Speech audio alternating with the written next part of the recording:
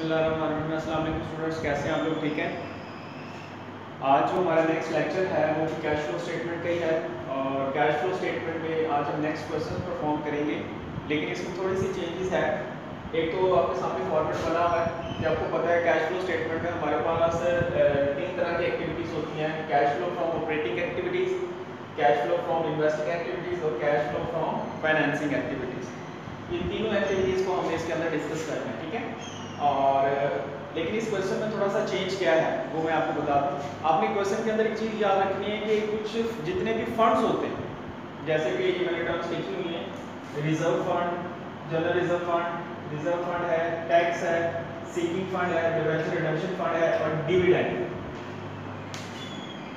जब भी क्वेश्चन के अंदर इन 6 चीज़ों में से कोई भी चीज़ आ जाए तो आपने इसके लिए छोटी सी वर्किंग करनी है। यानी जब भी ये क्वेश्चन के अंदर ये 6 चीज़ें आ जाएंगी तो आपने क्वेश्चन के अंदर क्या करना है? वर्किंग परफॉर्म करनी है। वो वर्किंग परफॉर्म करने के बाद उसका इफेक्ट हम जो होगा वो कैश फ्लो स्टेटमेंट में रिकॉर्ड करें। ठीक हो गया। और हमारा बेसिक रूल जो हम ऑलरेडी डिस्कस कर चुके हैं कि जी आपने हमेशा याद रखना है कि एसेट्स जब भी इंक्रीज होंगे तो हमेशा आपने उसको माइनस करना है और एसेट्स जब भी डिक्रीज होंगे तो उसको आपने प्लस करना है। रीजंस क्या प्लस करना है? आपको पता है कैश फ्लो स्टेटमेंट है कैश के एसेट्स इंक्रीज होते हैं तो परचेज करते हैं तो उससे हमारे कैश फ्लो में कमी आती है, इसलिए उसको माइनस करेंगे। और एसेट जब भी हम डिक्रीज होते हैं इट मींस वो सेल हो रहे होते हैं, इसका मतलब उससे हमारे कैश फ्लो में इंक्रीज हो रहा होता है, इसलिए उसको हम प्लस करेंगे। इसी तरीके से लायबिलिटीज थी, लायबिलिटीज जब भी इंक्रीज होंगी तो हम इसको प्लस करेंगे क्योंकि लायबिलिटी का मतलब हमने कोई लोन ले रहे हैं, जब लोन ले रहे हैं तो कैश हमारे पास रिसीव हो रहा है इसलिए हम इसको प्लस करेंगे। और लायबिलिटीज जब भी डिक्रीज होंगी इसका मतलब हम अपनी लायबिलिटीज को पे कर रहे हैं, जब लायबिलिटीज को पे कर रहे हैं तो वो डिक्रीज होगी, तो डिक्रीज इन लायबिलिटी हमारे कैश फ्लो में कैश में कमी को ज़ाहिर करते हैं, इसलिए इसको हम माइनस करेंगे। ठीक है जी। तो ये सामने आपके सामने पूरा एक फॉर्मेट है। अब हम अपने क्वेश्चन को देखते हैं कि क्वेश्चन में क्या चीज़ें गिवन है, हम उसको पहले पढ़ लेते हैं, फिर उसके अकॉर्डिंग हम ये क्वेश्चन को परफॉर्म करें। ठीक है जी। पहले हम अपने क्वेश्चन को देख लेते हैं। जी स्टूडेंट, क्वेश्चन में देखें कि हमारे पास जो क्वेश्चन दिया हुआ है उसमें आपके पास बैलेंस शीट गिवन है, एसेट्स एंड लायबिलिटीज दोनों दी हुई हैं। अब सबसे पहले हम अपने एसेट्स की तरफ देखते हैं क्योंकि एसेट्स में हमारे पास जो एसेट्स में cross stock, debtor stock, bank balance, expenses और इशू ऑफ डिबेंचर ये हमारे पास दिए हैं। अब वो पता है जब सबसे पहले हम इस क्वेश्चन को परफॉर्म करते हैं तो हम सबसे पहले क्या लिखते हैं? अपने क्वेश्चन का जो आंसर होता है वो सबसे पहले लिख देते हैं। और वो आपको पता है कैसे, मैंने बताया था कि आपको पता है कि जी आपको कैश और कैश इक्विवेलेंट का बैलेंस चेक करना है, ओपनिंग बैलेंस और क्लोजिंग बैलेंस। अब कैश और कैश इक्विवेलेंट में कैश आता है, बैंक आता है और मार्केटेबल सिक्योरिटीज आती है। अगर कैश और बैंक के बैलेंसेस दिए तो दोनों को आपने क्या कर लेना है? प्लस कर लेना है। ठीक है। अब हमारे पास जो क्वेश्चन दिया है उस क्वेश्चन में उसने लिखा हुआ है बैंक बैलेंस। आपको ये भी चीज़ पता है कि हमारे पास जो क्वेश्चन दिया होता है उसमें 2 इयर्स का डाटा होता है। ठीक है। एक और 2 इयर्स के डाटा में से हम जो बैलेंस होता है दोनों का माइनस करके उसको रिकॉर्ड करते हैं। लेकिन जब भी कैश और अपने ओपनिंग एंड क्लोजिंग बैलेंस और कैश इक्विवेलेंट लिखना है तो आपने ये दोनों लिखने हैं, इसमें आप बैलेंसेस रिकॉर्ड नहीं करते। ठीक है। अब हमारे पास यहाँ पे क्वेश्चन में जो बैंक बैलेंस दिया हुआ है वो 2011 और 2012 का डाटा दिया है। अब 2011 that is your opening data and 2012 that is your closing data. अब ओपनिंग डाटा हमारे पास 11,000 है और क्लोजिंग डाटा हमारे पास 51,000 है। अब हमें opening balance of cash equivalent में लिख देना है 11,000 और closing balance of cash and cash equivalent में हमें लिख देना है 51,000। अब हमारे पास कैश एंड कैश इक्विवेलेंट यानी क्लोजिंग बैलेंस 51,000 है और ओपनिंग बैलेंस जो है वो हमारे पास 11,000 है। अब 51,000 यानी जब हमने बिजनेस स्टार्ट किया था, जब हमारी कैश फ्लो स्टार्ट हुई थी तो हमारा 11,000 कैश बैलेंस से स्टार्ट हुआ और जब हम इसको क्लोज कर रहे हैं तो वो बढ़कर 51,000 आ गया। इसका मतलब कितना डिफरेंस आया? दैट इज 40,000, 40,000 का फर्क आया, दैट इज इंक्रीज। तो हम इसे लिखेंगे net increase in cash and cash equivalent, net increase in cash and cash equivalent. इसका मतलब क्या हुआ कि हमारा जो कैश फ्लो का आंसर आना चाहिए वो 40,000 आना चाहिए। ठीक है। तो हमने 51,000 आपका closing cash and cash equivalent था और 11,000 आपका opening cash and cash equivalent balance था और उसके बाद आपका जो इंक्रीज हुआ है वो कितना बैलेंस इंक्रीज हुआ है? 40,000 इंक्रीज हुआ। ठीक है। अब हम क्या करेंगे? हम क्वेश्चन को रीड आउट करेंगे, उसमें जो एसेट्स दिए हैं हम उनको रिकॉर्ड करेंगे कि जी हमारे पास एसेट्स हैं चाहे लायबिलिटीज है कौन सी किस एक्टिविटीज में हमारे पास आ रही है। ठीक है। सबसे पहले याद रखिएगा हमारे पास क्वेश्चन में लिखा हुआ है ग्रॉस ब्लॉक। ग्रॉस ब्लॉक का मतलब होता है total fix assets, total fix assets, यानी ग्रॉस ब्लॉक का मतलब क्या होता है टोटल फिक्स एसेट्स। लेकिन इसमें डेप्रिसिएशन माइनस नहीं होती है, हमेशा याद रखना ग्रॉस ब्लॉक में से डेप्रिसिएशन माइनस नहीं हुई होती। यानी अगर ओपनिंग बैलेंस में, ओपनिंग डाटा में और क्लोजिंग डाटा में अगर फर्क आ रहा है तो इसका मतलब वो किस वजह से होगा, या तो परचेज की वजह से या सेल्स की वजह से। यानी ओपनिंग बैलेंस आपका कुछ ओपनिंग बैलेंस आपका कम था, क्लोजिंग ज्यादा हो गया, दैट मींस परचेज हुआ आपका ऐसे, इस वजह से बैलेंस में फर्क आया। ठीक हो गया। इसी तरीके से अपने क्लोजिंग बैलेंस अगर आपका कम हो गया तो इसका मतलब वो सेल हुआ आपका fix asset. Is that clear? जी स्टूडेंट्स, तो बता रहा था कि जी आपके पास जो ग्रॉस ब्लॉक है that is your fix asset. ठीक है, अब हमारे पास क्वेश्चन में जो ग्रॉस ब्लॉक दिया हुआ है वो 2011 यानी ओपनिंग जो हमारे पास फिक्स एसेट्स का बैलेंस दिया वो 2,70,000 दिया और 2012 में जो क्लोजिंग बैलेंस दिया दैट इज 2,50,000। अब ये डिक्रीज हो रहा है, तो ये बैलेंस हमारा डिक्रीज हो रहा है। तो याद रखिएगा ये जो डिक्रीज हो रहा है, तो अभी मैंने आपसे डिस्कस किया, अगर इंक्रीज होगा तो इसका मतलब वो परचेज को शो करेगा, डिक्रीज होगा तो इसका मतलब वो सेल्स को शो करेगा। तो ये हमारा फिक्स एसेट सेल हो गया। और आपको पता है जितने भी फिक्स एसेट्स होते हैं वो हम किस एक्टिविटीज में लिखते हैं, cash flow from investing activities. यानी जितने भी आपके फिक्स एसेट्स होंगे या परचेज होंगे, सेल्स होंगे, उनको हमें किधर रिकॉर्ड करना है कि आपके पास है इन्वेस्टिंग एक्टिविटीज में। ठीक हो गया जी। तो यहाँ पे हम लिखेंगे सेल ऑफ फिक्स एसेट्स। अब सेल ऑफ फिक्स एसेट्स हमारे पास हमें देखने कि हमारे पास इसमें टोटल कितने का चेंज आया। 2,70,000 के वो हमारे पास एसेट्स थे, ओपनिंग में क्लोजिंग में वो 2,50,000 के हुए। इसका मतलब वो सेल हुए तो हमारे पास अब ये यार रूल क्या है, आपके पास रूल क्या है, जब भी एसेट्स डिक्रीज होंगे तो हमें उनको क्या करना है, प्लस करना है। तो ये 20,000 का डिफरेंस हमारे पास यहाँ पे हम इनर कॉलम में रिकॉर्ड करना। ठीक हो गया। उसके बाद हमारे पास डेटर्स हैं। डेटर्स आपको पता है करंट एसेट्स हैं, और करंट एसेट्स आपको मैंने बताया था कि ये आपकी जितनी भी ऑपरेटिंग एक्टिविटीज होती है उसमें रिकॉर्ड किया जाता है। जब हम operating profit before capital working capital changes के बाद हम अपने जितनी भी करंट एसेट्स और करंट लायबिलिटीज को रिकॉर्ड करते हैं। अब हमारे पास डेटर्स है 96,000 ओपनिंग था, 83,000 क्लोजिंग था। 96,000 ओपनिंग, 83,000 क्लोजिंग। इसका मतलब क्या हुआ कि अब ये डिक्रीज हो गया। अब हमारे डेटर्स जो हो गए वो डिक्रीज हो गए, तो डिक्रीज इन एसेट, एसेट है डिक्रीज इन एसेट, एसेट क्या हो जाएगा प्लस। तो ये 96,000 और 83,000, तो ये हमारे पास जो फर्क आ रहा है,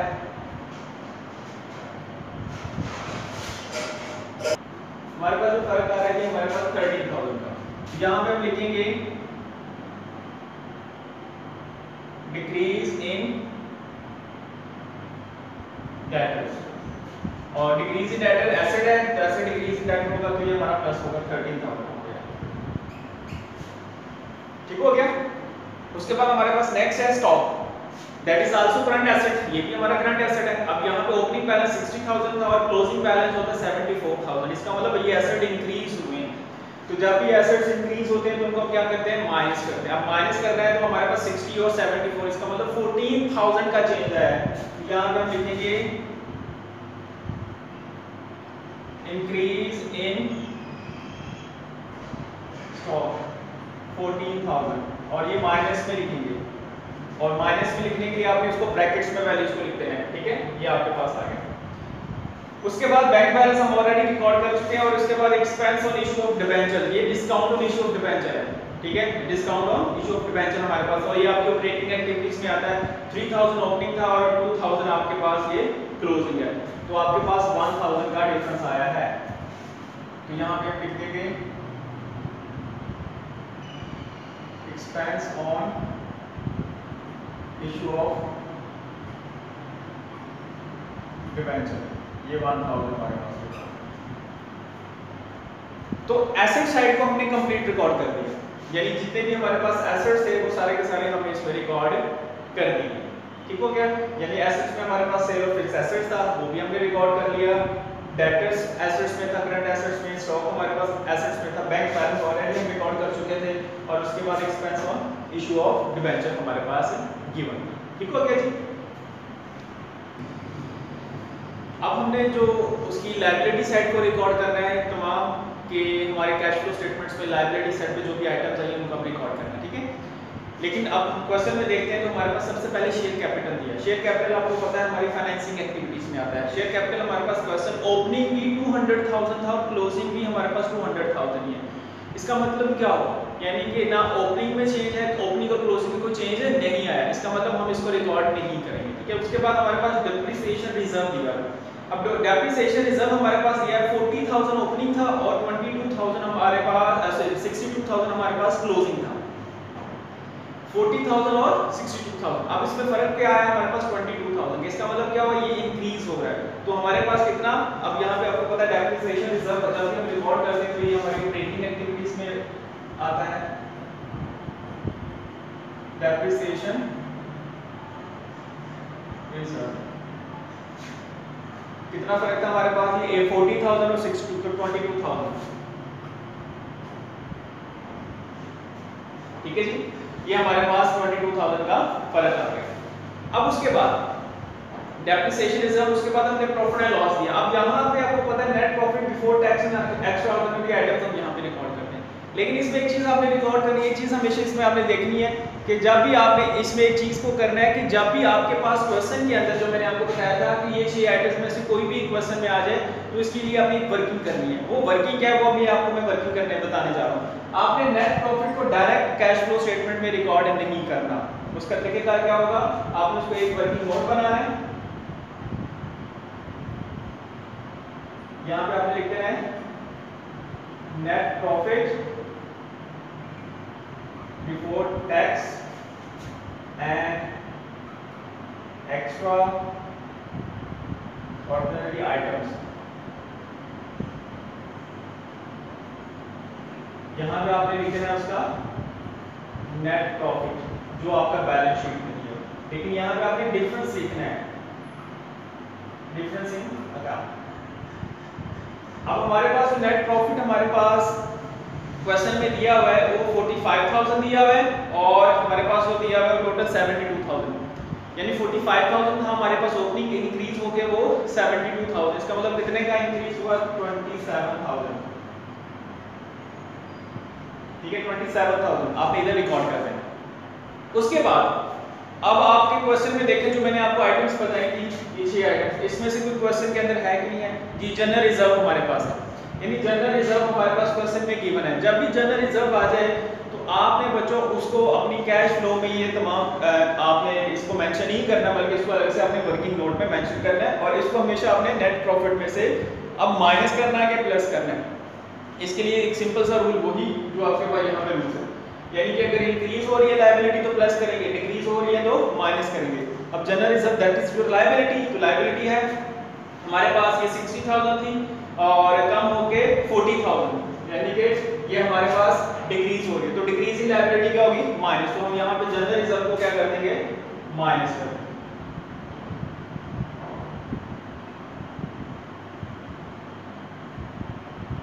जनरल रिजर्व हमारे पास जो है वो टोटल कितना दिया है जी, हमारे पास 60,000 से 40,000 हो गया। इसका मतलब कितना चेंज आया, 20,000 का चेंज आया।